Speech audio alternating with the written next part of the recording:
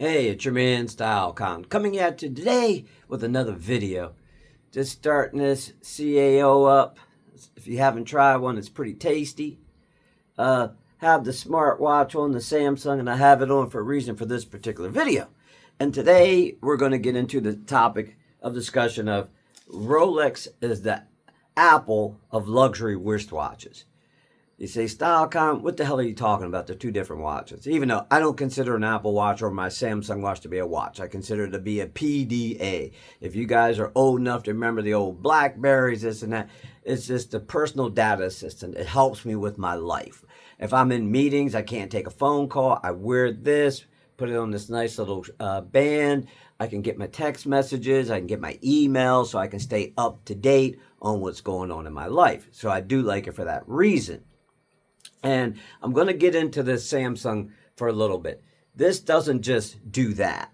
It controls my television. Where's my remote? I can't find it. Guess what? I don't need to find the remote anymore. I can control it with this. My washer and dryer. When it's time to put things in, take things out, I get a notification that says, hey, your stuff is done drying. Come get it. That's nice. Instead of, let me set a timer. I'm going to walk away for, however long your dryer goes for, an hour, 40 minutes. It's nice. But a Samsung watch is way better than an Apple Watch with what you can do with it. You're not controlling a TV. You're not controlling a washer and a dryer through an Apple Watch.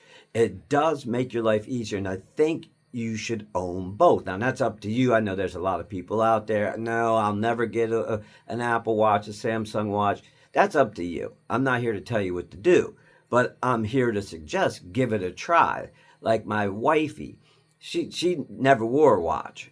And I was like, let me buy you, and she's in the Apple ecosystem. I said, let me just buy you an Apple Watch. I said, if you don't like it, we'll just take it back. Just give it a try. Because I'm into trying things. She's not into trying new things. You got to sort of talk her into it, and then she ends up liking it. Me, it's like, let's just try this. We'll find out if we like it or not. She ended up loving the watch. She wears one every single day. Matter of fact, she's on her third Apple Watch from a person that's never worn a watch and couldn't stand having a watch on her wrist.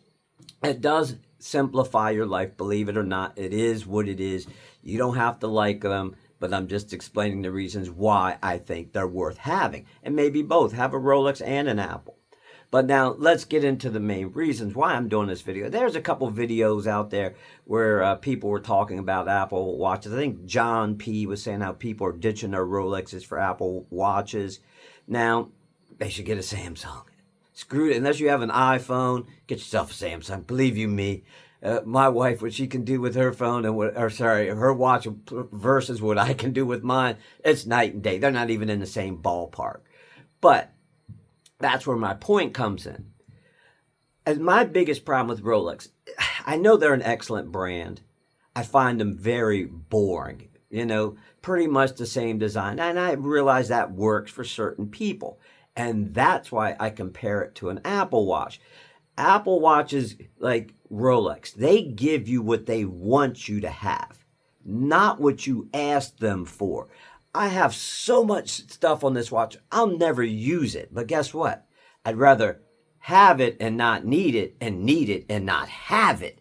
So I prefer Samsung products just because they give me all kinds of stuff. They're very innovative, like with the flip phones and the folds. Apple hasn't come out with one yet, and Samsung's on 7, so that's like 7 years. They're not a very innovative company.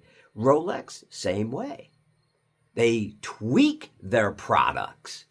They don't just give you the whole kit and caboodle. And I'll tweak the movement. We'll go from a steel bezel or an aluminum bezel insert, and we'll give you ceramic. And it's like, that's not really any innovation. It's nothing that's out of the world. And what I would like to see Rolex do, and I might consider them to be the Samsung of the wristwatch industry, is go back to their old ways. Because to me, they're kind of boring. They're cookie cutter watches. But the thing is, I liked them when they were doing, perpetual calendars and moon faces and all types of different things. They lost their way. Now, don't get me wrong. If it's not broke, don't fix it. And I did a video on this, all kings fall. Right now, I live in the United States. We're going through a lot of issues here. A lot of people don't like us. A lot of people don't want to do business with us because all kings fall. That's the way it works. And I think if, like Apple, they're still making a ton of money. And like Rolex, they're still making a ton of money. But if you want to keep people interested and you want people to go out and buy your products, you need to be more innovative. Like I said, even though I don't have a Samsung refrigerator, so I don't know, but they have smart things on this, and I can probably control the refrigerator if I wanted, because with the Samsung refrigerator, you can get it where it has a display screen on it. If it sees your milk's going low, it can order it from Amazon for you. That's the Jetsons. You know what I mean? When I was a kid, it's like, that'll never happen. That's Dick Tracy. I got Dick Tracy on my wrist. You're a kid. Yeah, hey, Dick Tracy calling, do this. I've got it on my wrist now. And that's why I consider Rolex and Apple. Obviously, don't roast me in the comments, but you can. But they are similar in their way their companies handle business. They just, the Sky Driller. I remember when that first came out. That was a big deal. Oh, man, look at that. It's something different from Rolex. Because they were doing the same old boring designs. Everything is the same. They don't give what you want. They give you what they want to give you. If you want me to buy a Rolex, which I wouldn't buy right now, but if Rolex, the brand, would want me to get interested in them, give me something different. Apple, if you want me to buy your products or your phones, don't get me on the case of the phone. Samsung makes a way better phone. You have all kinds of gadgets Apple doesn't even have, unless you got MagSafe, but you can get a case and put that on the back of a Samsung phone now.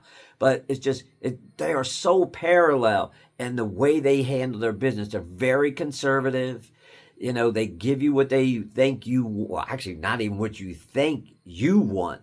I hear a lot of people, complain about Rolex. I'm not the only one that said, hey, I wish they'd go back to their old ways. Federico talks watches. He's not a big fan from what I've seen in his YouTube videos. And he said he'd like them to go back to their old ways. And so would I. I'd like them to be the Swiss A. Lange. I think they make some great watches. They take chances. And, they have people lining up to buy these watches. And they have extremely high resale value. Not that Rolexes don't, but they give you something. I'm not going to make this video too long because I try to keep them within a certain time frame. But those people out there that's like, Apple Watch, Rolex, get them both.